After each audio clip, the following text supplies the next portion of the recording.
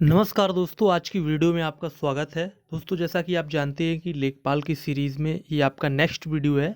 तो इस वीडियो में भी हम 2 पार्ट में वीडियो को कवर करेंगे, जिसमें पहला पार्ट आपका होगा करंट अफेयर प्लस दूसरा पार्ट होगा आपका जीएस का।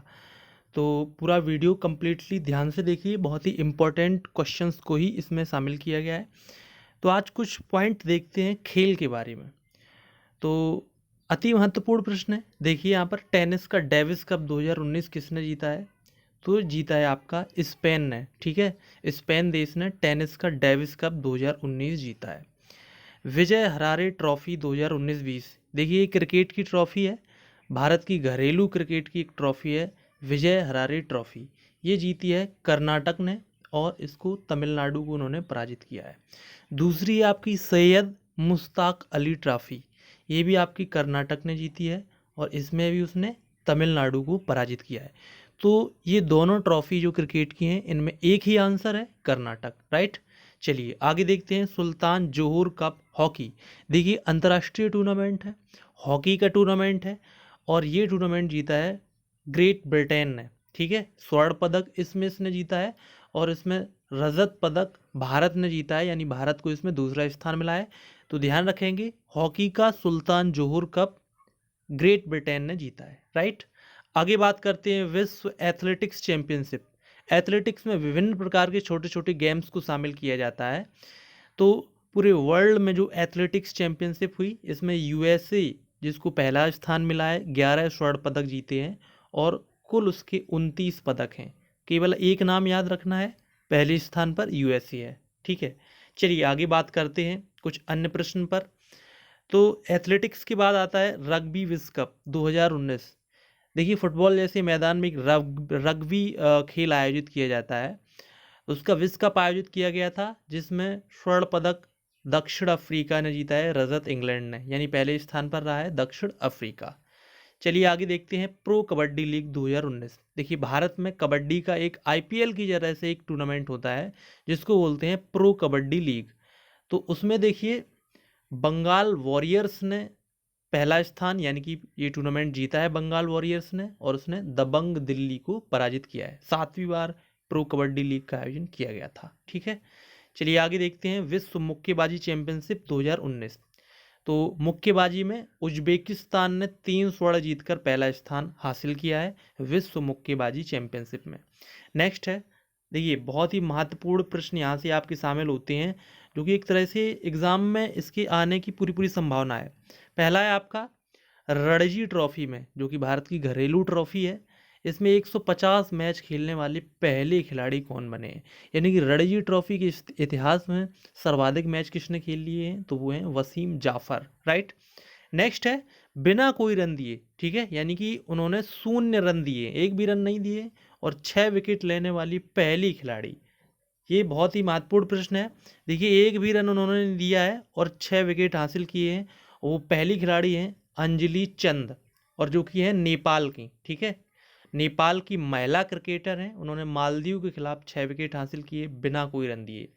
और ये पूरे क्रिकेट के इतिहास में महिला या पुरुष किसी भी फॉर्मेट में ये उनका सर्वश्रेष्ठ प्रदर्शन है। ठीक है, आगे बात करते हैं अंतर्राष्ट्रीय क्रिकेट में अर्धशतक लगाने वाली सबसे युवा भारतीय। यहाँ पर भारतीय की बात की गई है, तो वो हैं शेफाली वर्मा। अभी हाल ही में उन्होंने वर्ल्ड कप में उन्होंने अर्धशतक लगाया था। हालांकि वर्ल्ड कप भारत नहीं जीत पाई, लेकिन आप ध्यान रखेंगे कि शेफाली वर्मा ने यह अर्धशतक लगाया है, जिनकी उम्र 15 वर्ष 285 दिन थी, राइट। एक प्रश्न और आता है कि किस खिलाड़ी के नाम पर, जो कि अभी जीवित हैं, उनके नाम पर एक सिक्का जारी किया गया है। पहली बार ऐसे जीवित व्यक्ति के नाम पर सिक्का जारी किया गया है। वो किया गया है रोजर फेडरर, और किस देश में, स्विट्जरलैंड में, क्योंकि वो उसी देश के हैं। ठीक है, नेक्स्ट बात करते हैं विश्व टेस्ट क्रिकेट में सबसे युवा कप्तान की। देखिए जो भी क्रिकेट के फॉर्मेट है, 2020 वनडे या फिर टेस्ट, इसमें जो टेस्ट क्रिकेट है वो काफ़ी अनुभवी खिलाड़ियों को इसमें शामिल किया जाता है, उन्हीं को कैप्टन बनाया जाता है। लेकिन विश्व में टेस्ट क्रिकेट में सबसे युवा कप्तान बने हैं अफगानिस्तान की राशिद खान, जिनकी अभी वर्तमान में उम्र 20 वर्ष है। ठीक है, बहुत ही इंपॉर्टेंट पॉइंट है। आगे देखिए बीसीसीआई के 39वें अध्यक्ष कौन बने हैं, तो वो बने हैं सौरव गांगुली, आपको पता ही होगा।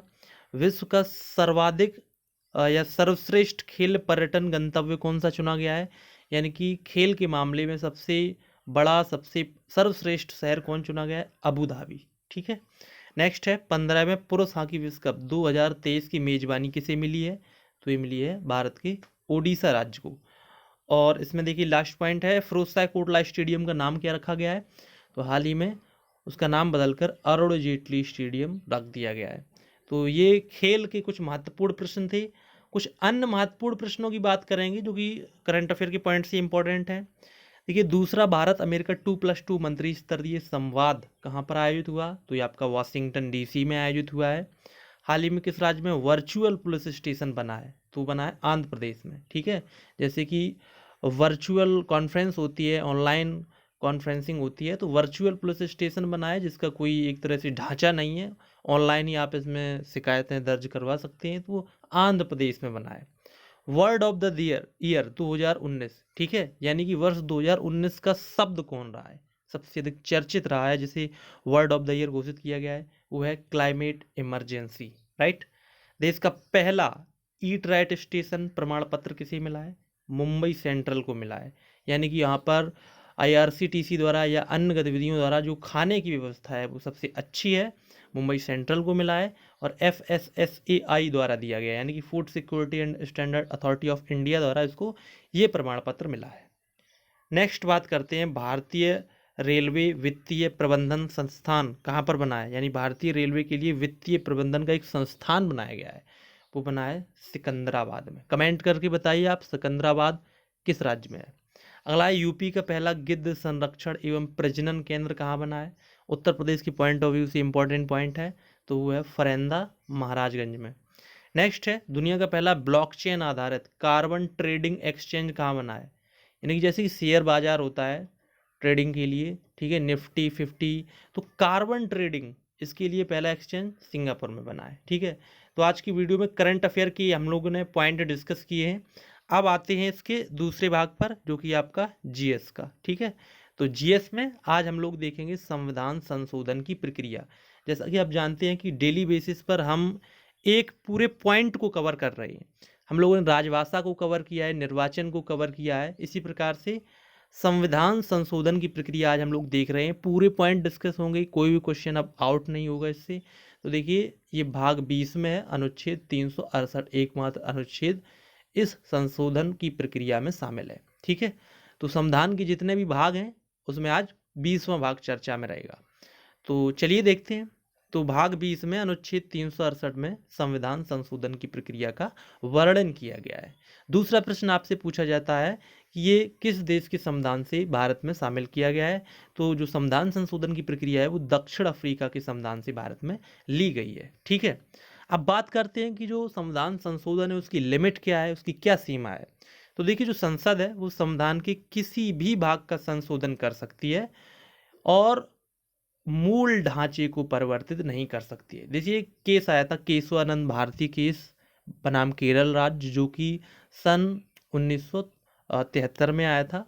तो इस केस में निर्णय दिया गया था कि जो संसद है वो संविधान के किसी भी भाग का संशोधन कर सकती है, 368 का भी संशोधन कर सकती है, मूल अधिकार का संशोधन कर सकती है, यहाँ तक कि प्रस्तावना का भी संशोधन कर सकती है। लेकिन उसकी संशोधन की जो लिमिट है वो ये है कि जो संविधान का बेसिक स्ट्रक्चर है, मूल ढांचा है, उसको वो परिवर्तित नहीं कर सकती है।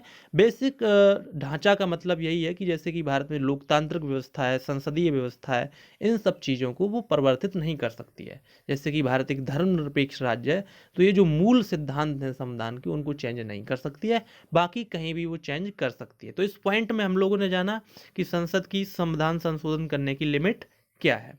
बात करते हैं अब तक कुल कितने बार इसी अनुच्छेद यानी कि अनुच्छेद 368 में कब तक संशोधन हुआ है, कितनी बार संशोधन हुआ है, कौन कौन सा संशोधन हुआ, तो 3 बार संशोधन हुआ है, 7वां, 24वां और 42वां। ठीक है। चलिए बात करते हैं संविधान संशोधन के प्रकार की, बहुत ही इंपॉर्टेंट है और ये आपको जानना अति आवश्यक है। तो देखिए, संविधान संशोधन की कुल 3 प्रकार होती है।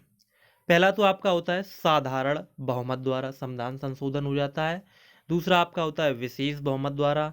तीसरा आपका होता है विशेष बहुमत प्लस राज्यों का अनुसमर्थन। ठीक है। तो तीनों को हम लोग समझते हैं।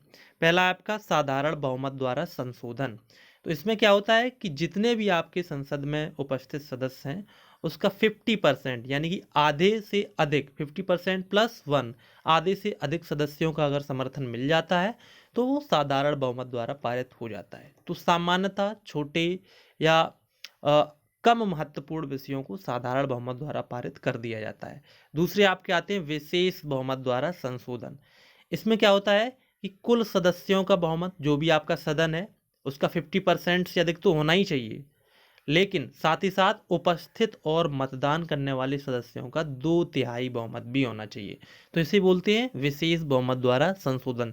ध्यान रखेंगे यहाँ पर 2 पॉइंट हैं। पहला पॉइंट है कुल सदस्यों का बहुमत होना चाहिए, जैसे कि अगर सदन में जितने भी सदस्य हैं उसका बहुमत हो और उपस्थित और मतदान करने वालों का 2/3। ठीक है, तो इसमें भी कुछ विशिष्ट प्रकार के प्रावधान है जिसका 2/3 बहुमत यानी विशेष बहुमत से संशोधन किया जाता है। अब बात करते हैं विशेष बहुमत प्लस राज्यों का अनुसमर्थन।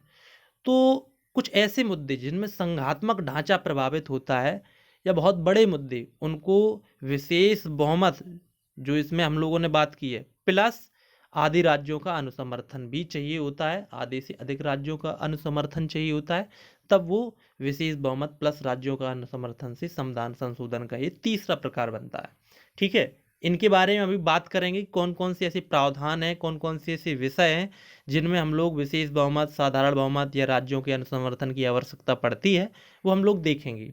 चलिए और बात कर लेते हैं कुछ प्रावधानों की। देखिए इन 3 प्रकार के संविधान संशोधनों के अलावा एक और स्पष्ट विशिष्ट बहुमत की भी बात की गई है। वो क्या है? देखिए जो राष्ट्रपति पर अनुच्छेद 61 के तहत जो महाभियोग लगाया जाता है उसमें स्पष्ट विशिष्ट बहुमत की आवश्यकता पड़ती है। इसका मतलब क्या होता है? इसका मतलब ये होता है कि जो विशेष बहुमत है उसमें संसद की जो कुल संख्या है उसका भी 2/3 चाहिए और उपस्थित और मतदान का तो 2/3 अपने आप हो जाएगा। यानी कि महाभियोग की प्रक्रिया में संसद की कुल सदन की जो संख्या है, ठीक है, जैसे लोकसभा में 552 सीटें हैं तो उसका 2/3 बहुमत आपको चाहिए। ठीक है, लेकिन नॉर्मली क्या होता है कि विशेष बहुमत में पहली कंडीशन ये है कि जितने भी सदन है उसका केवल साधारण बहुमत 50% से अधिक और 2/3। लेकिन इसमें क्या है, महाभियोग में जितने भी संसद में सदस्य होते हैं उसका 2/3, सदन में जितने सदस्य होते हैं उसका 2/3। ठीक है, तो ये आपका कंप्लीट हुआ। एक बात और बता दूं कि 24वें संविधान संशोधन सन 1972 1972 इसमें ये प्रावधान कर दिया गया है कि जो भी संविधान संशोधन विधेयक होगा उस पर जो राष्ट्रपति है वो अनुमति देने के लिए बाध्य होगा। एक प्रश्न आपसे और पूछा जा सकता है कि जो संविधान संशोधन की अभी तक की जो संवैधानिक पीठों का गठन किया गया है उसमें सबसे बड़ी बेंच किस केस में गठित हुई थी? तो केशवानंद भारती बनाम केरल राज्य में अब तक की सबसे बड़ी बेंच जो कि 13 जजों की बेंच थी ये गठित हुई थी, जिसमें 7-6 के अनुपात से वोटिंग की गई थी। ठीक है, चलिए बात कर लेते हैं जो 3 प्रकार के संविधान संशोधन होते हैं वो किन किन प्रकार के उपबंधों में उनका प्रावधान है। तो साधारण बहुमत से उपबंध जो होते हैं वो कौन कौन से प्रावधानों में शामिल होते हैं? तो जैसे कि नए राज्यों में अगर प्रवेश करना है, उनके नाम और सीमा में परिवर्तन करना है, नागरिकता का जो प्रावधान है, राज्य विधान परिषद का सृजन करना है, जैसे कि जो 2 सदन होते हैं राज्यों में, विधानसभा विधान परिषद, तो उसकी विधान परिषद का सृजन करना है, राष्ट्रपति उपराष्ट्रपति का वेतन की बात करते हैं, 5वीं 6ठी अनुसूची या राजभाषा की बात करते हैं, तो साधारण बहुमत से ही संविधान संशोधन हो जाता है। विशेष बहुमत से संविधान संशोधन की आवश्यकता कब पड़ती है? तो वो पड़ती है जैसे कि मूल अधिकारों में अगर संशोधन करना हो, नीति निर्देशक तत्वों में संशोधन करना हो या किसी अन्य इसी प्रकार के विशेष बहुमत की आवश्यकता आपको पड़ती है। अब अंत में आते हैं विशेष बहुमत प्लस राज्यों के आधे आधे राज्यों के समर्थन के उपबंध। तो वो कौन से है वो भी आप देख लीजिए। देखिए बहुविकल्पीय प्रश्न इस तरह से पूछे जा सकते हैं कि निम्न में से कौन सा ऐसा विकल्प है जिसमें विशेष बहुमत प्लस आधे राज्यों का समर्थन भी चाहिए? तो इन सब मुद्दों को आपको पता होना चाहिए। तो आधे राज्यों का अनुसमर्थन जो होता है वो राष्ट्रपति की निर्वाचन प्रणाली में अगर कोई बदलाव करना चाहते हैं तो होगा। केंद्र राज्य की जो कार्यकारी शक्तियां हैं, ठीक है, कार्यकारी शक्तियां उनमें बदलाव करना है तो इस तरह के संशोधन में आधे राज्यों का समर्थन चाहिए। उच्चतम न्यायालय व उच्च न्यायालय, केंद्र राज्य की विधायी शक्तियां, 7वीं अनुसूची, जीएसटी परिषद, खुद 368 अनुच्छेद में अगर संशोधन करना है या राज्यों का प्रतिनिधित्व में बात करनी है तो इसमें आपको विशेष बहुमत प्लस राज्यों के आधे अनुसमर्थन का बात करना होगा। ठीक है, तो आज की वीडियो में हम लोगों ने जीएस में संविधान संशोधन का टॉपिक अनुच्छेद 368 कवर किया है, जो कि संविधान का भाग 20 है। तो उम्मीद करते हैं वीडियो आपको पसंद आएगा। अगर आपको वीडियो पसंद आई तो प्लीज़ वीडियो को लाइक शेयर करना ना भूलें। मिलते हैं नेक्स्ट वीडियो में, तब तक के लिए नमस्कार।